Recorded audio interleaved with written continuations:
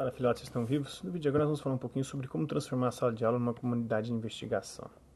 Quando as crianças são incentivadas a pensar filosoficamente, a sala de aula se transforma numa comunidade de investigação, a qual possui um compromisso com os procedimentos da investigação, com a busca responsável das técnicas que pressupõem uma abertura para a evidência e para a razão.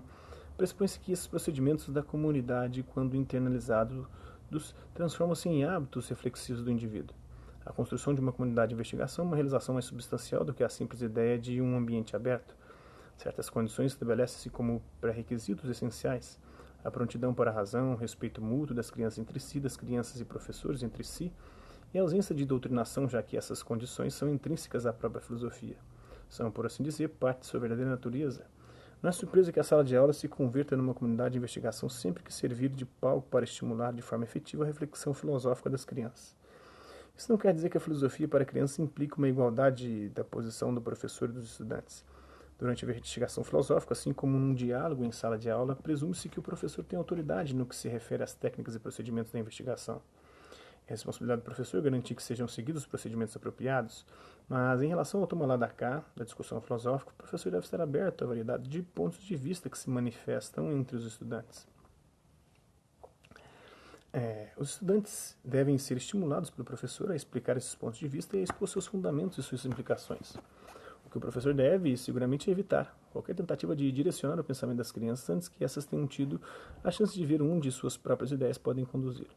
Manipular a discussão para conseguir que as crianças adotem as convicções pessoais do professor é igualmente censurável.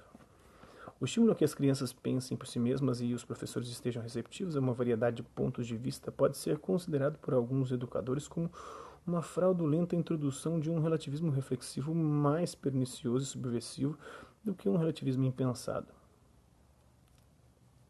Podem alegar que, sob a bandeira do pluralismo, impede-se a convergência dos pontos de vista, exclui-se a possibilidade de se chegar a um acordo e a diversidade intelectual torna-se a ordem do dia.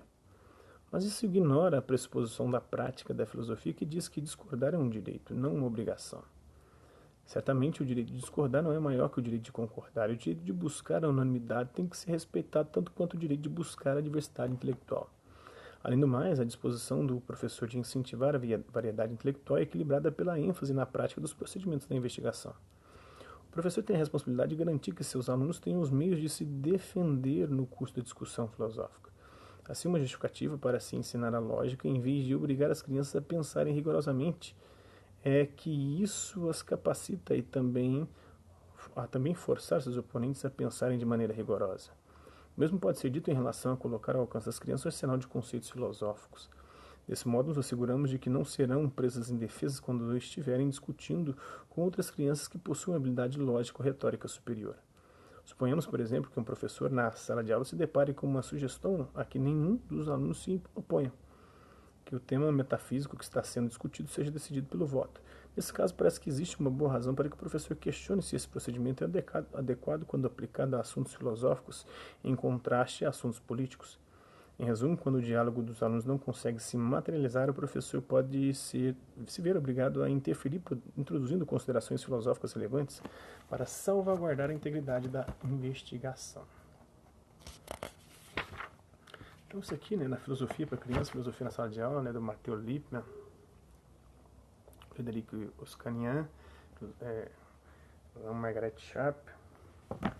Essa obra aqui seria muito mais interessante com um arcabouço teórico de lógica muito maior, porque em vez de se trabalhar conteúdos aqui, vai se trabalhar a discussão e o desenvolvimento do pensamento através dessa discussão, da interação, da retórica, da oratória e da lógica.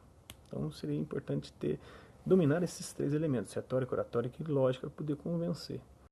Muito menos do que a história da filosofia e os conceitos mais importantes, apesar de que esses vão ser fundamentais para você usar, por exemplo, na retórica, na oratória e até na lógica também, porque são princípios, muitas vezes, os conceitos filosóficos são fundamentais para que você tenha um discurso lógico bem encadeado, bem fundamentado. Então, eu espero que vocês tenham gostado do vídeo. Quem curtiu, dá um like. Quem não curtiu, dá um dislike. Quem se interessa pelo conteúdo do canal, se inscrever, ativar o sininho e guardar os próximos vídeos e as próximas notificações. Deixe também seus comentários, o que você tem achado dos vídeos, sugestões de temas e assuntos para serem abordados em vídeos posteriores. É isso aí. Hasta la vista, Bíblia, e até a próxima.